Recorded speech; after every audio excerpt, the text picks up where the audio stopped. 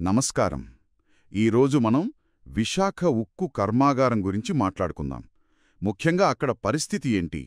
వేలాది మంది కాంట్రాక్ట్ కార్మికులు రోడ్ల మీదకు ఎందుకు వచ్చారు?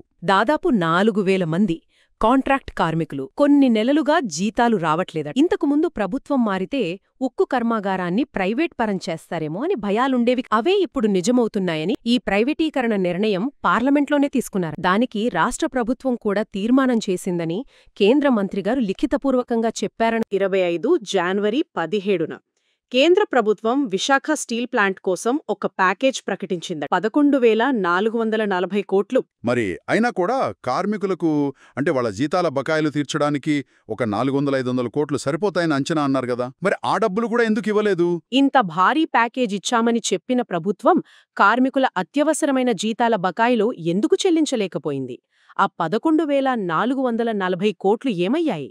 ఇది కేంద్ర ప్రభుత్వ సంస్థే కదా, మరి నిధుల వినియోగంపై పర్యవేక్షణ ఎందుకు లేదు?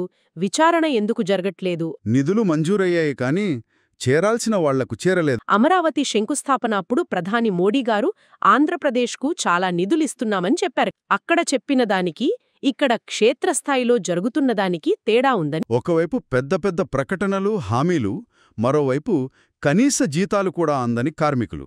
ఈ మధ్యలో ఆ డబ్బు ఎటుపోయిందనేది ప్రశ్న. కార్మికుల జీతాల సమస్యను పక్కదారి పట్టిస్తున్నారు. విశాఖ ఉక్కు పరిస్థితి చాలా గందరగోళంగా ఉందని చెప్పాలి. ఒకవైపు 1,000 కోట్ల ప్యాకేజీ ప్రకటన కనిపిస్తోంది, మరోవైపు నెలల తరబడి జీతాల్లేక ఆందోళన చేస్తున్న కార్మికులు. ఈ రెండింటికీ పొంతన కుదరట్లేదు.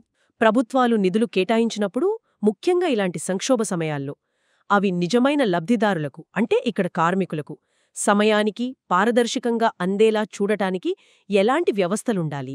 జవాబుదారీతనం ఎలా ఉండాలి?